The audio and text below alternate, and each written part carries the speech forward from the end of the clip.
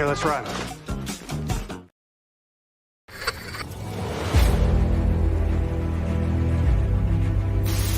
Your mission, should you choose to accept it. It's a quest. It's a quest for fun.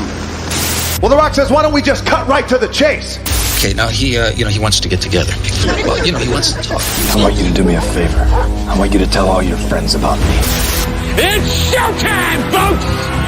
What are you?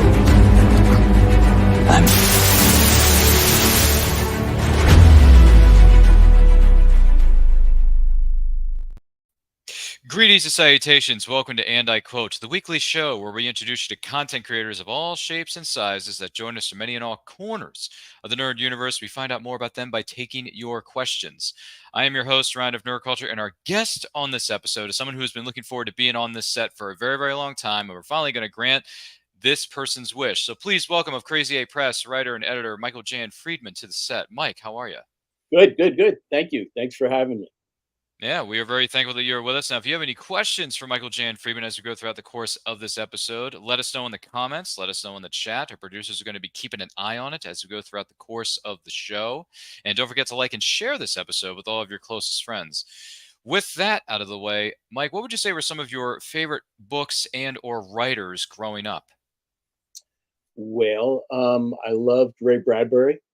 I loved Poul Anderson. That's Poul for those who don't know him. Edgar Rice Burroughs, Roger Zelazny. So some of these most people will have heard of. Some of them, just science fiction fans. But these were some of my favorite writers. Alrighty. And when did you decide that you wanted to become a writer yourself? Well, I wanted to become a writer when I was 6. I thought that would be a great idea. But, I grew up in Queens, New York. I didn't know any writers. I didn't know anyone who knew any writers. I didn't know anyone who had heard of any writers. My father read a lot. My mother was very encouraging, when it came to reading comics and so on. But writers were mythical creatures as far as I could tell. And then Isaac Asimov came to speak at my college. And I asked him, I said, are you a full-time writer? And he said, yes, I am. And I thought that was amazing. What a great thing to aspire to. Not that I would ever possibly become one, but I thought, that's great. And I'm going to try. I'm going to write a book, and I'm going to, and if I can get it published, I can die happy. I said that many, many times in college. I just want to write a book. I can die happy. And what happened is there was a guy I knew in college, and his family had a literary agency. And I had a humor column a weekly humor column that I wrote for the school paper. And he enjoyed that column. And he said, Mike, when you write your novel, you come to me, because by then I'll be working for my family in the literary agency. And I did. And I guess about 3 years out of college, I came to him and I said, here it is. And he went, you did it? You actually did it? Wow. And he goes, I didn't think you were going to do it. So I brought him the manuscript, and he said, Mike, he goes, this could be the next great science fiction classic, or it could be a pile of horse manure. I have no idea. I don't read this stuff. But let me direct you to someone who does. And so I went to this other literary agency, and I was just a babe in the woods. And I called them. I said, I'm a new writer. I have this manuscript. They said, well, we're not looking for any new writers right now. And, you got to be a little pushy, especially in New York publishing. So I said, don't you want the next Stephen King? And they said, well, actually, we're very happy with the current Stephen King. So this is Stephen King's agent. Not that I knew going in. And I said, help me out here. Send me to someone who's looking for a new writer. and they did. They sent me to an agency that was, and I got hooked up with an agent, and she said, "I want you to write a little more, another 40 pages or so," which I did. The very first publisher she sent it to was Warner Publishing. They were coming out with a new imprint called Questar, and a couple of weeks later, I got a call. They bought your book. So that was how it all got started, and I think it wasn't until then that I thought it was even realistic to become a writer. Oh my goodness. Goodness gracious, man, amazing stuff. Thank you for sharing that with us. Now, for a time, and I've shown that you actually signed one of the books that I shared with you at a convention at one point. At one point, you were writing some of the Justice League books for DC. What was that experience like? That was great. That was great. The editor was Charlie Kochman, who's to this day a good friend of mine, and it was fun because the Justice League animated show was fun, and so writing stories for it was a lot of fun. Of course, I knew all these characters, having grown up with them, and it was a kick. It was really a kick. I mean, I've worked in a lot of licensed universes, and pretty much all of them were tons of fun because I knew the characters and I loved the characters, and one of my favorite characters, DC characters, was the Martian Manhunter. So one of the books was about him, and another one of my favorite characters was Green Lantern. So another book was about him, and it was about as much fun as you can have without breaking the law. There you go. There you go. Do you think we'll ever get a well put together, well performed live action version of Martian Manhunter or Green Lantern? Because they've tried and failed numerous times. Oh yeah, I think eventually it's I think one of the problems with DC characters is most of them are not high concept characters. I mean, take the Flash.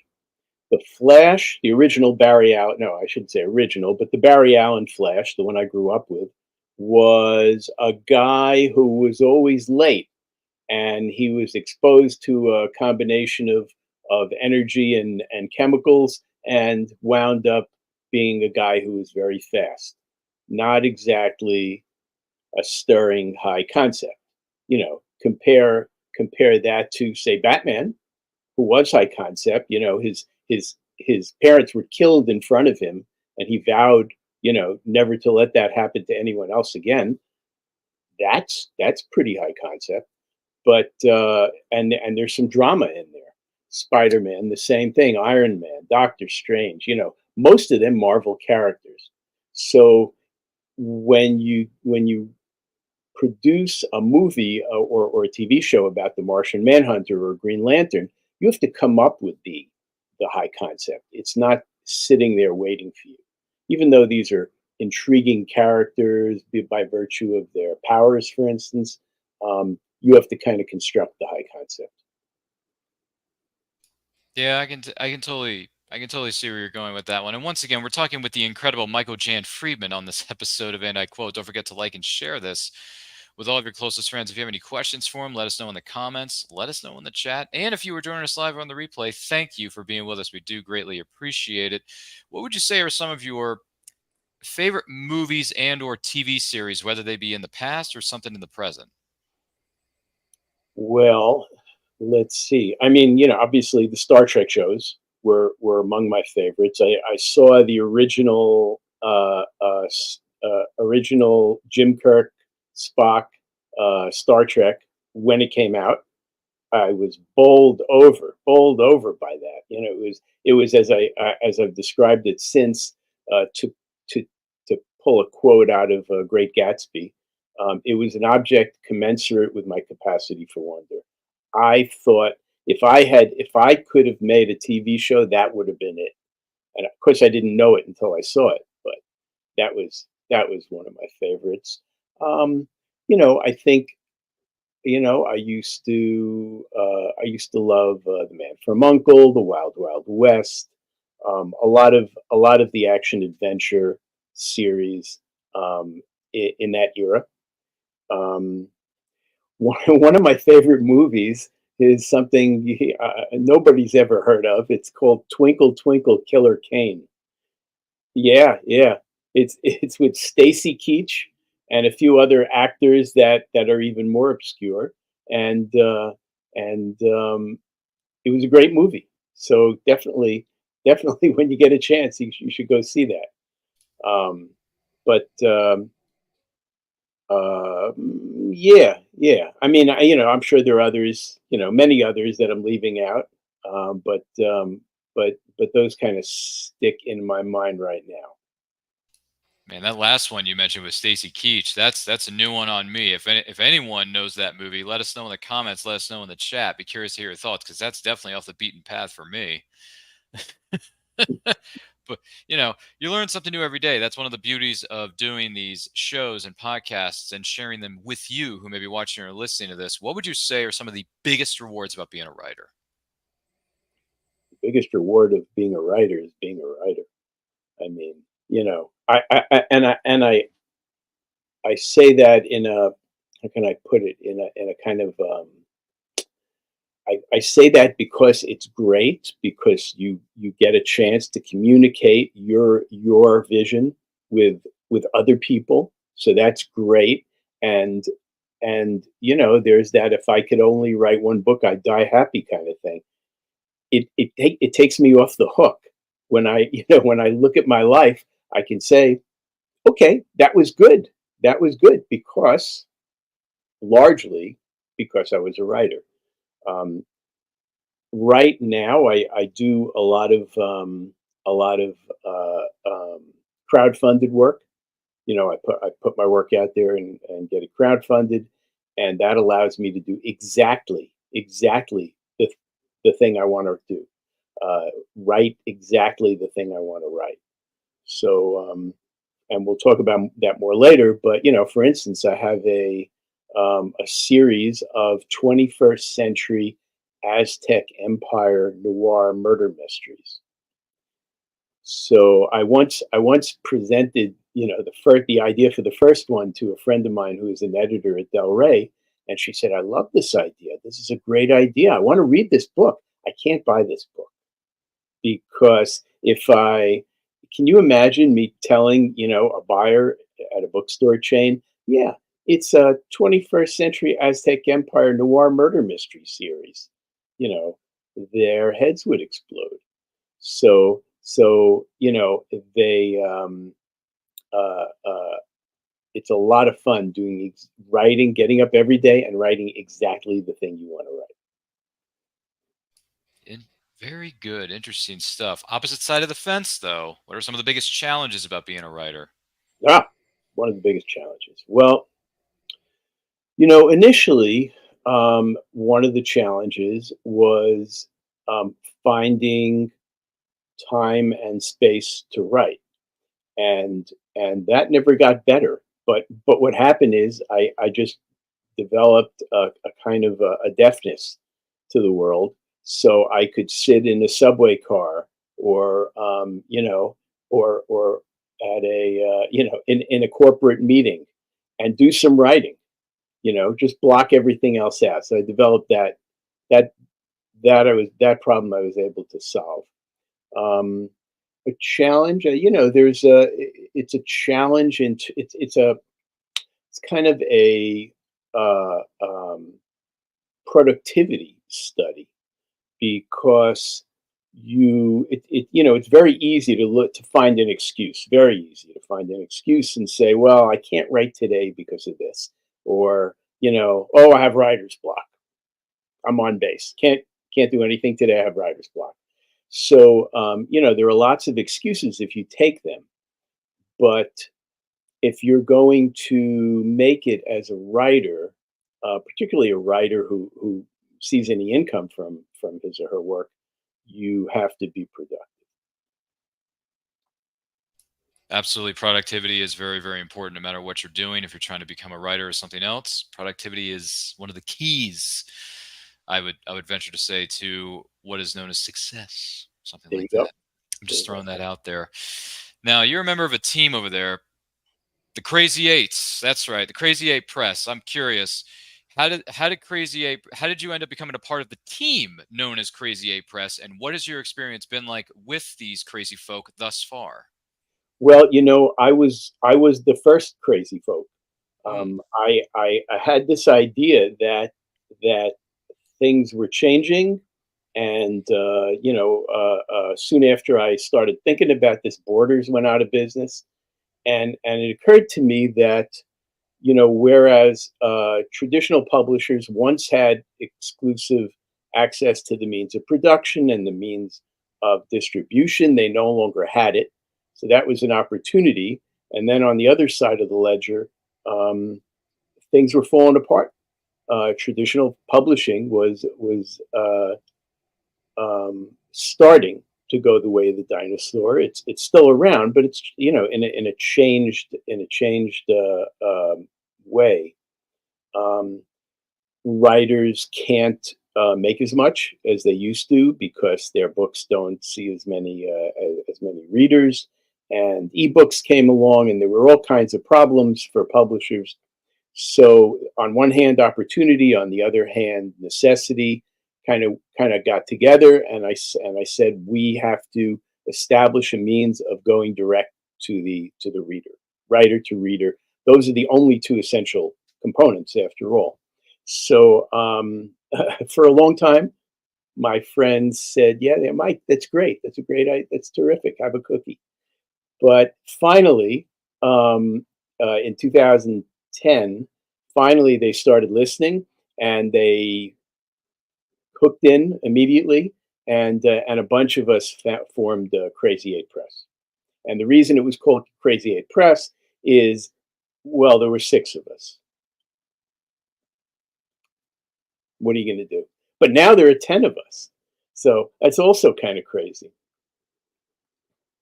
The incredible team of writers just continue to grow in numbers. So, hey, there, it's true what they say. There is strength in numbers. Yeah, So, oh, there is. There is. Well, I mean, in our case, um, our profile increases with the number of writers we have, particularly the kind of writers we have. These are all excellent writers, guys who can do, in many cases, can do other things, can format books, can market our books, but primarily everybody's a terrific writer and a unique voice.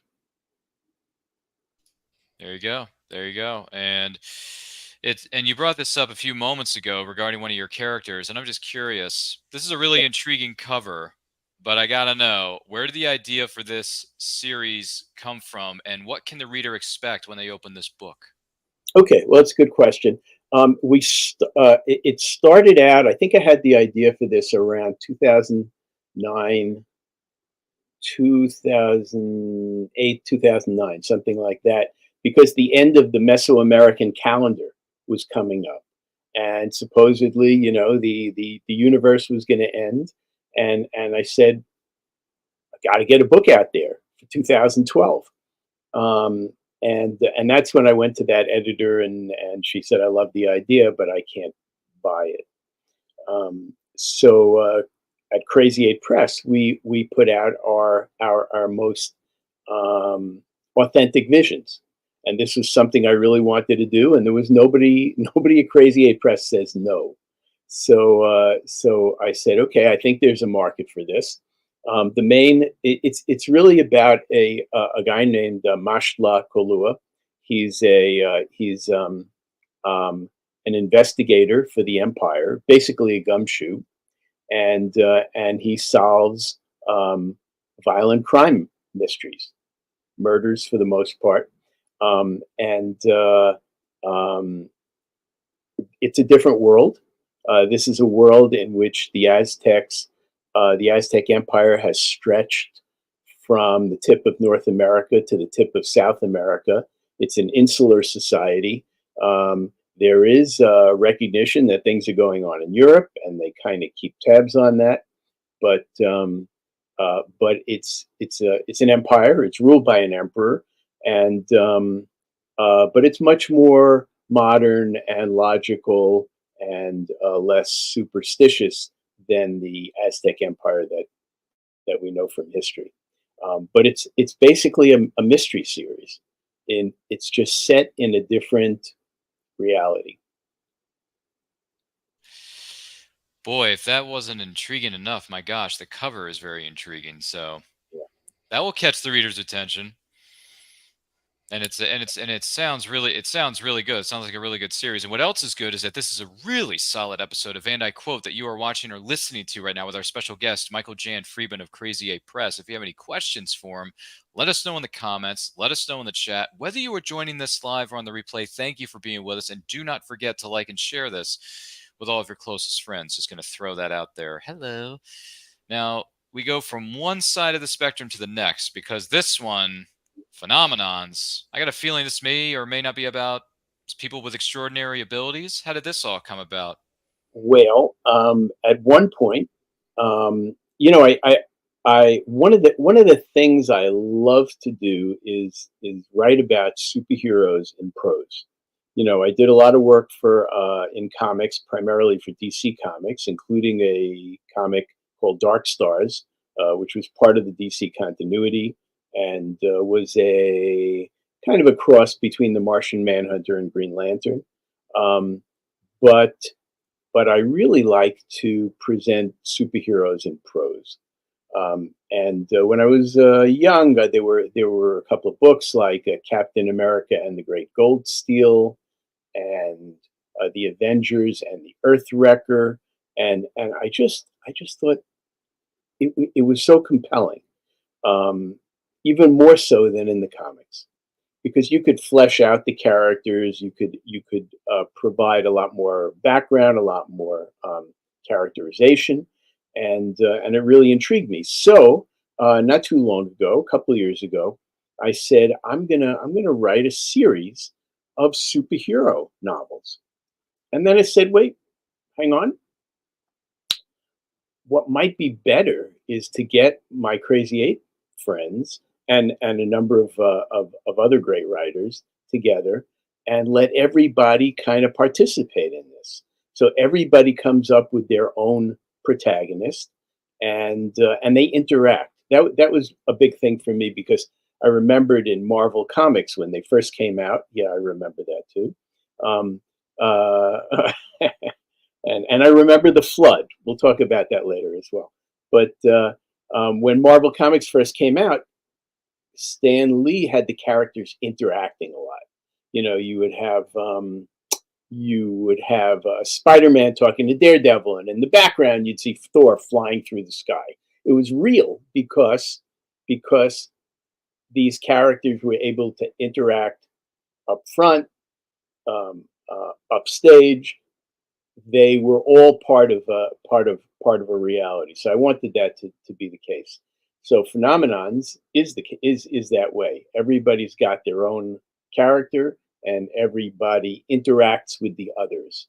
So we've had some great buddy adventures, and our characters kind of run the gamut from the traditional archetype, like the speedster. Paul Kupperberg writes a speedster for us, but he's not like any of the other speedsters you've seen. He's a very original personality, and I won't tell you more about it because you have to read it.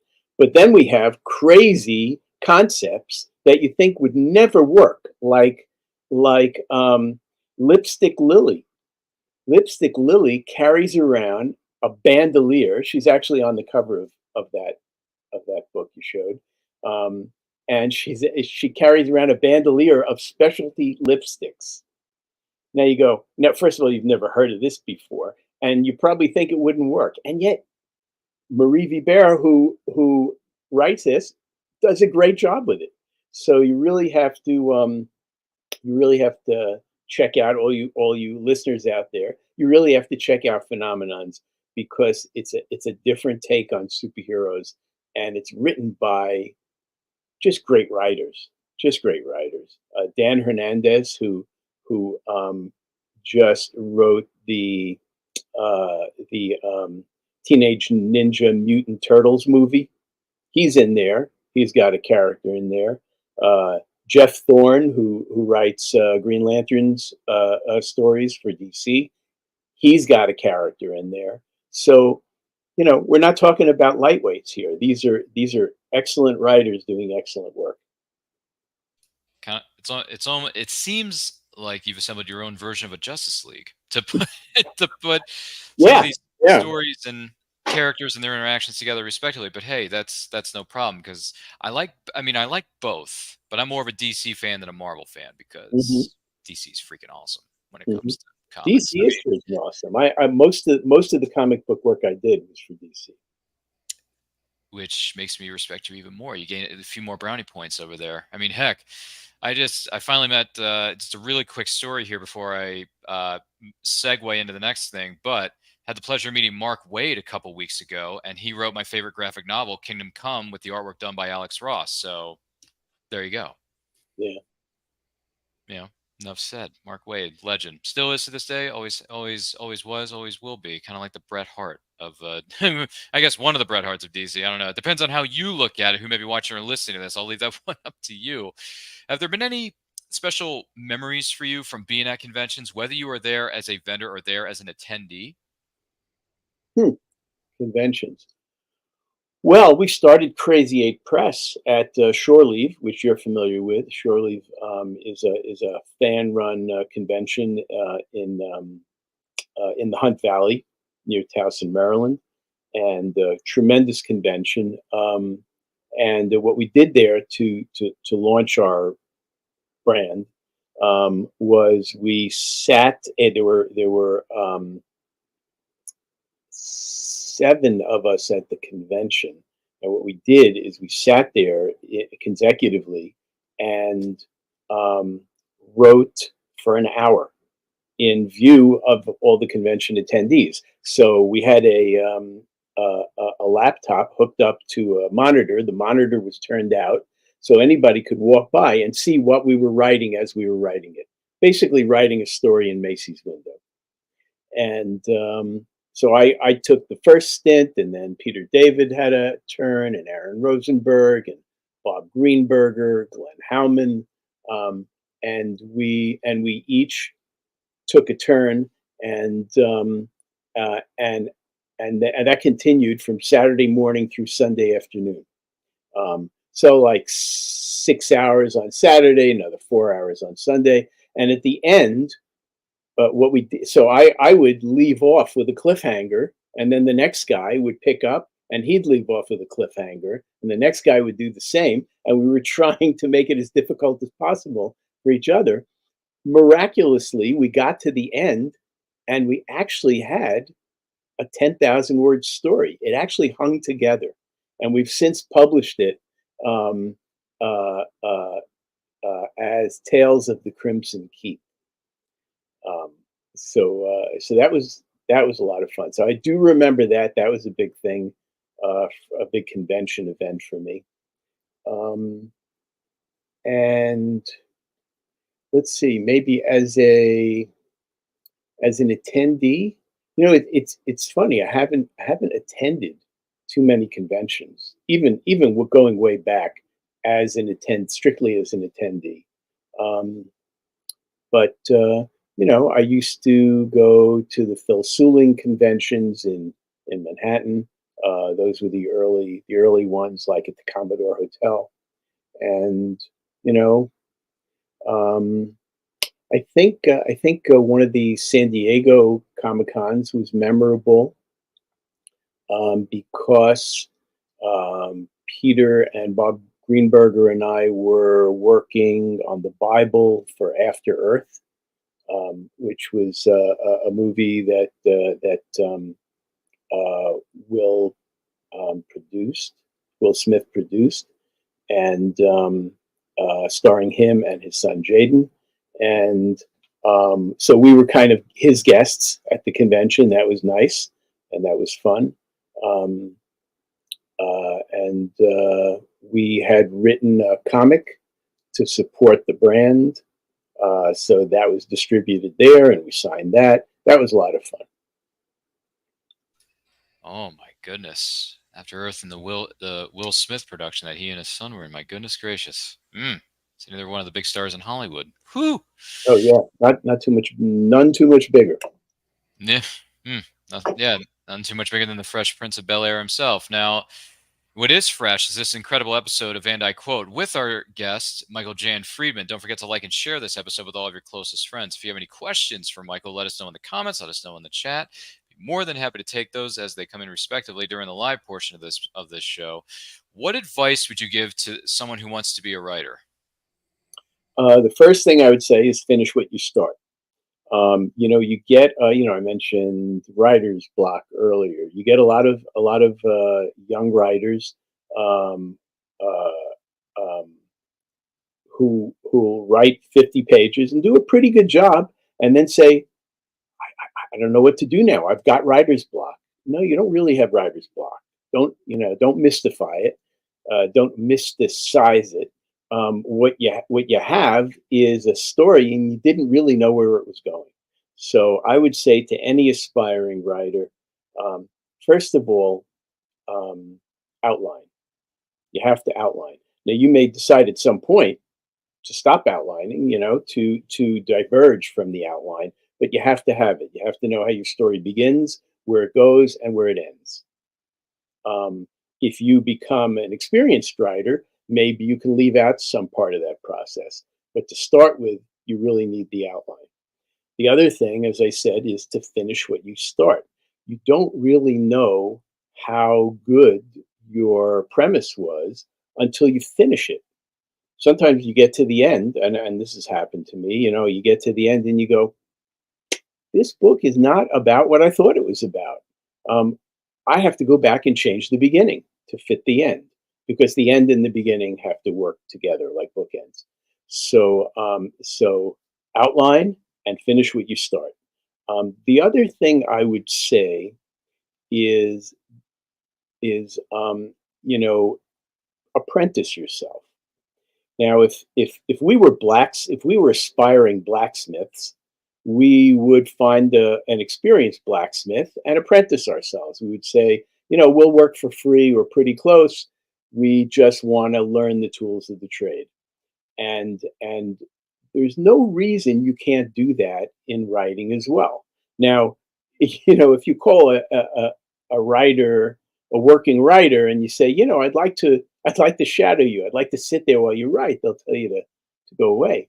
But you can apprentice yourself to the style and subject matter of your favorite writer.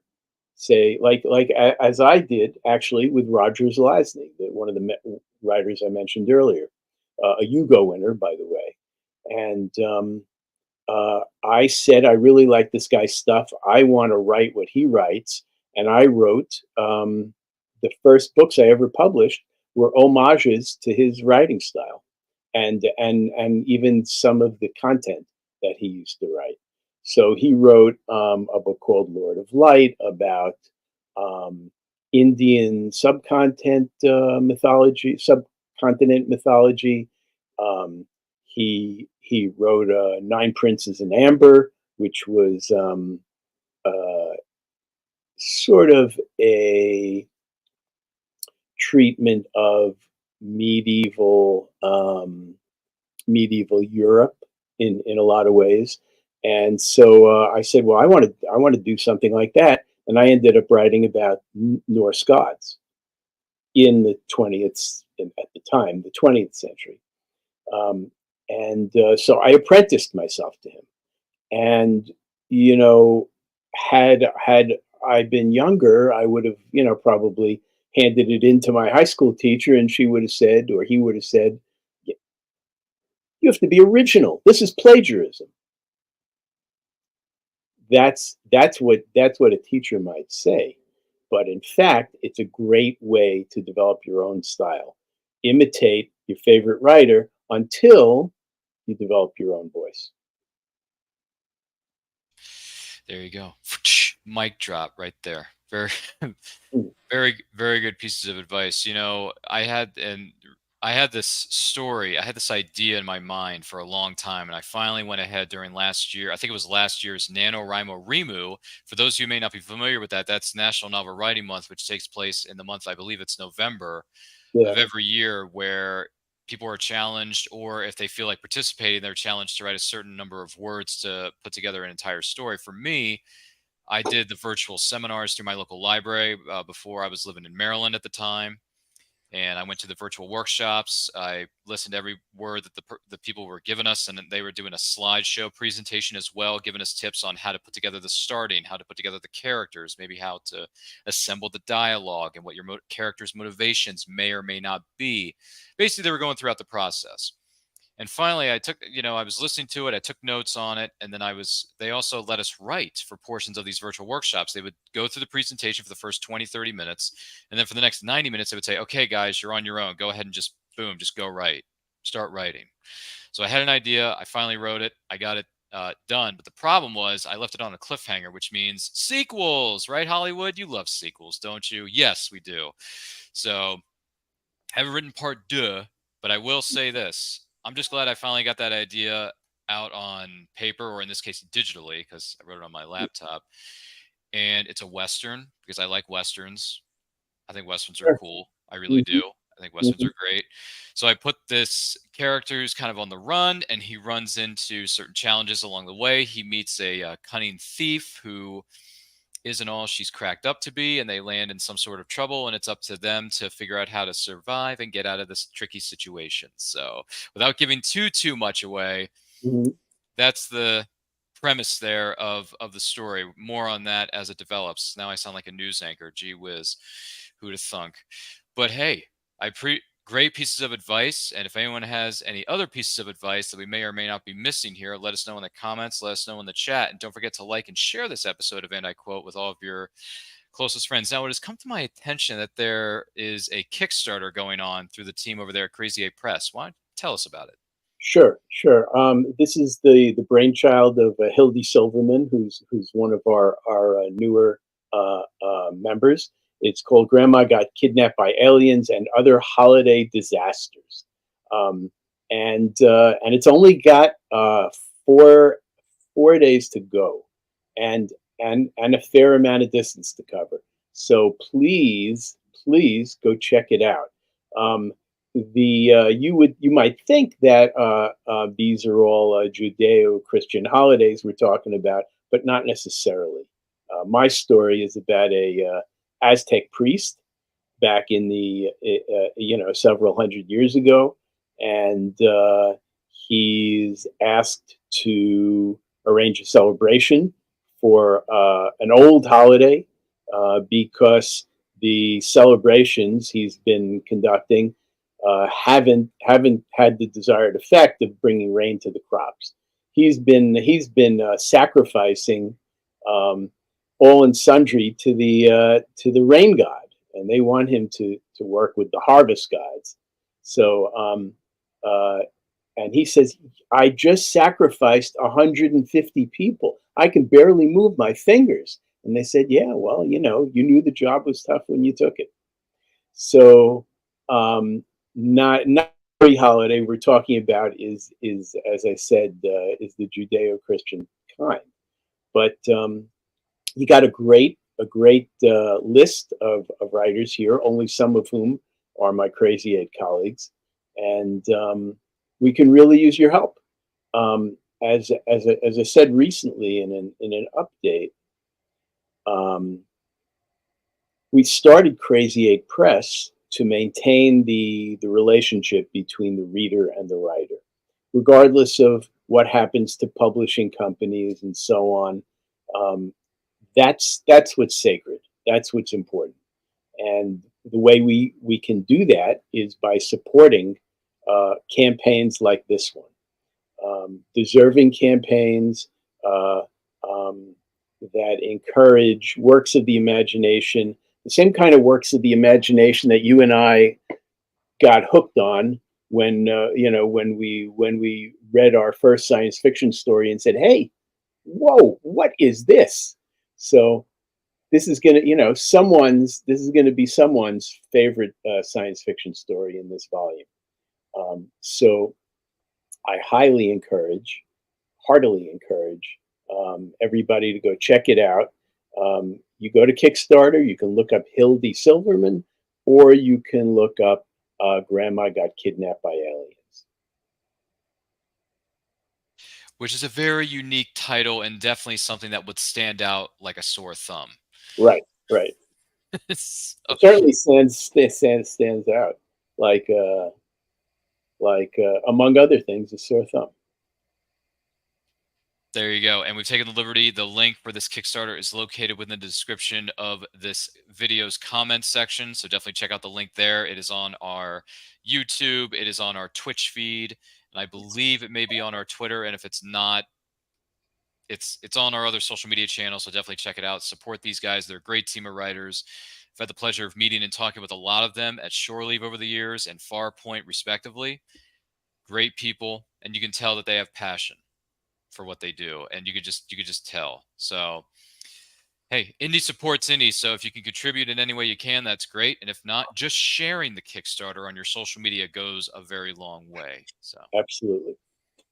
so there you go with that. Now, I do want to let you know that this episode and every episode, should I say, yes, I should say, of And I Quote, is indeed powered by our good friends over there at Poddex. Now, Poddex are the hottest, and I mean red hot, new tool for podcasters looking to have more meaningful conversations or gamify their podcast. So you simply shuffle up the cards, you ask a question, and you let the content roll.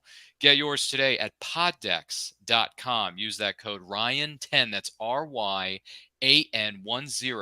for 10% off your order.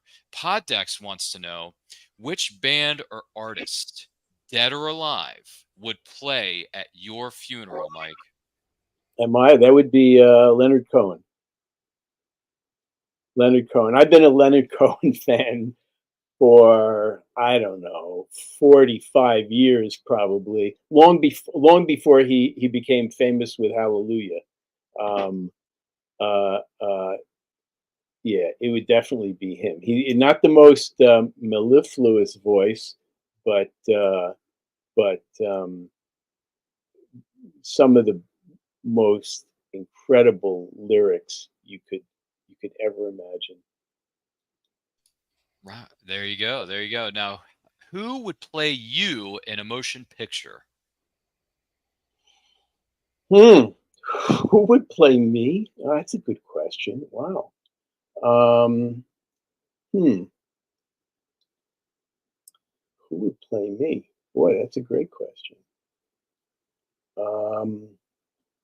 I'll tell you one thing. When I was younger, my mom used to keep a Cat Stevens songbook open on the piano. Not that I played the piano; my sisters did. But she used to keep a Cat Stevens songbook open there because he was a dead ringer for me. That was me back then. But it's no longer me. It's no longer him. Who would play me? Let me think. How about?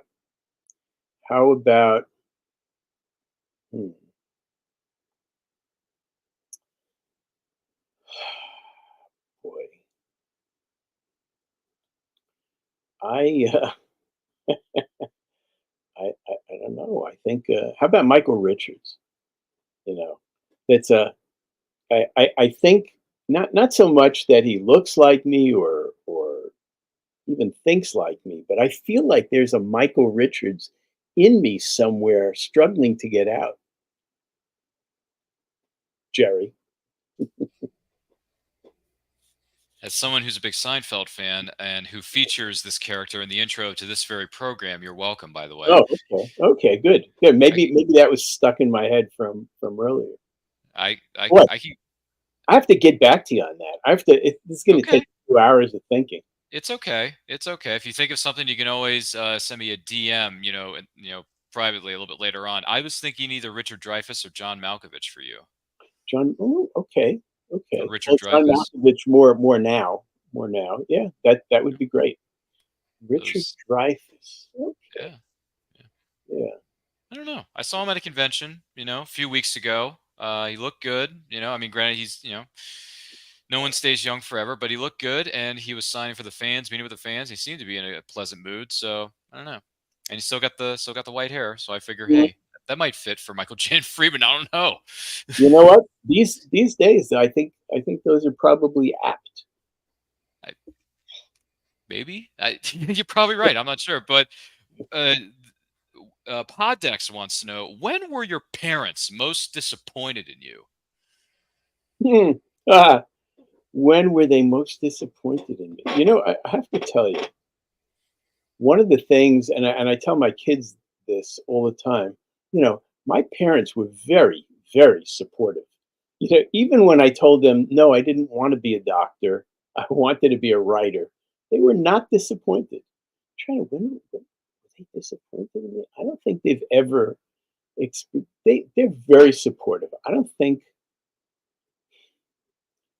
they've ever been disappointed. I think I would say very often they've been dismayed. I like my mother has this expression: "You can't have every experience." And I used to do stuff, man, that you would think I was crazy.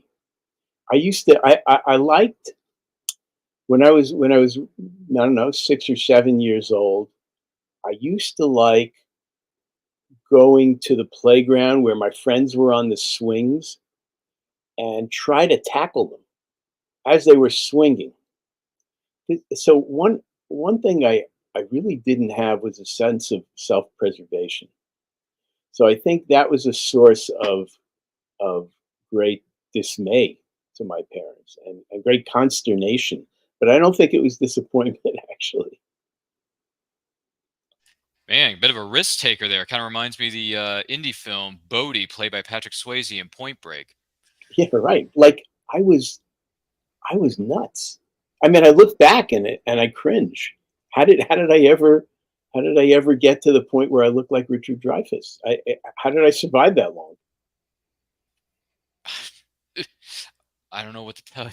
I don't know what that beats me. But if you could send a message to the entire world, what would you say in the span of just 30 seconds? I would say help everyone feel special, because I think those who feel special are satisfied, and they have something to lose. And those who don't feel special, those who are disenfranchised, are the source, I think, of a lot of the problems that we have. People who just don't care, or even beyond that, who just want to shake things up for the sake of shaking things up. Make people feel special, and you eliminate a lot of those antisocial problems. I can totally get with that. 100% agree with that. Very good stuff. What is the trait that you most deplore within yourself? Oh, that I most deplore within myself. Mhm.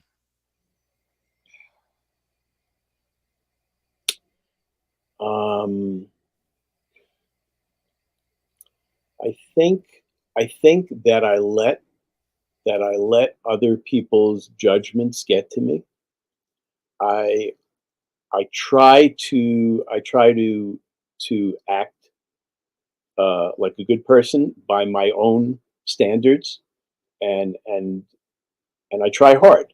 And when somebody criticizes me for something that I think is not justified, I get upset, and I wish I didn't.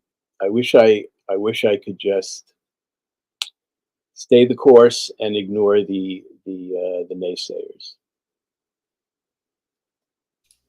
All right. All right. I can understand that. I can understand that. Also, want to take this opportunity to say thank you to Michael Jan Friedman for being our guest on this episode of And I Quote. Mike, thank you so much for being here. We greatly appreciate it. Where can the person who is watching or listening to this follow you on social media and everything that you and Crazy 8 Press have coming up? Well, I'm Michael Jan Friedman on Facebook. And you can also get hold of me at crazy8press.com. You can use the numeral 8 for Crazy 8 Press. So I'll respond there and also on Facebook. I was on other social media platforms, but I am no longer. Okay, understandable. Sometimes social media channels aren't for everybody, so it happens. Well, once again, thank you for being with us, and please stick around. I will be talking to you in just a moment. My name is Ryan of Nerd Culture. Follow me on Twitter and Instagram at RyanRPM5. Make sure you're following us across all platforms of social media. Links to where you can follow Michael Jan Friedman and myself are located within the description of this episode. Whether you are watching this or if you're listening to this on the audio feed of this podcast, all the links are located within the description below, so make sure you check those out.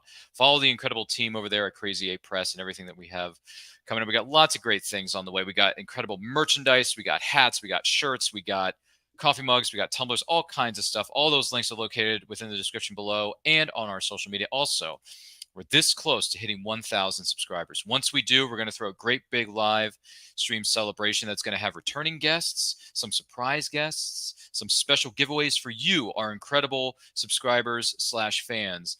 So definitely tell your friends, because they're going to tell their friends, and they tell their friends, and so on, and so on, and so on. You know how these things go.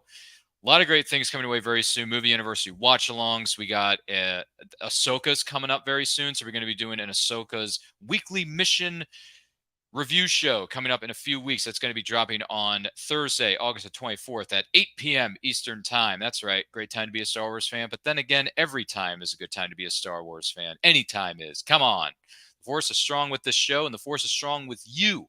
So don't forget, like, comment, share, subscribe, ring that notification bell so you get notified when our new videos go up and when they go live, because trust me when I tell you, we got a lot of great things coming your way very soon. There is going to be something for you and your friends and your family and everyone else for that matter. And in the meantime, stay healthy, stay strong, stay safe. Remember, indie supports indie, and life is better when reading. Take a look. Famous Faces and Funnies in Melbourne, Florida is leading the way in pop culture fun. From comic books and graphic novels to Funko Pops and collector's items, Famous Faces and Funnies has it all. Rick Shea and the professional team at Famous Faces and Funnies are friendly and knowledgeable. Whether you're looking for toys, props, collector treasures, or a new comic book, Famous Faces and Funnies is your one-stop shop. To find Famous Faces and Funnies on Facebook and Twitter, just type at FFF Comics.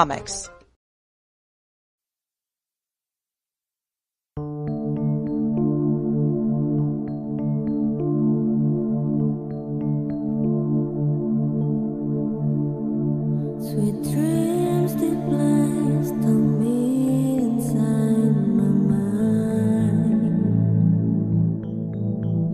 Chance my truth twist the past, my memories are fading fast. Am I still missed?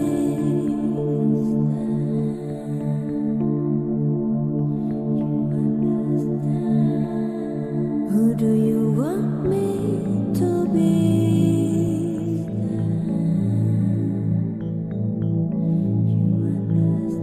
Am I still missed?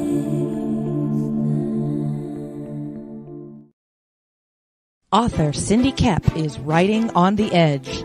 Books include Remnant in the Stars, The Loudest Actions, Lines of Succession, Mindstorm,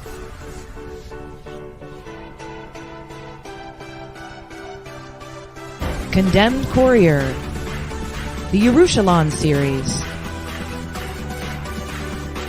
and Animal Eye. Find author Cindy Kep at CKOEPP.com today. Good morning. Oh, and in case I don't see you, good afternoon, good evening, and good night.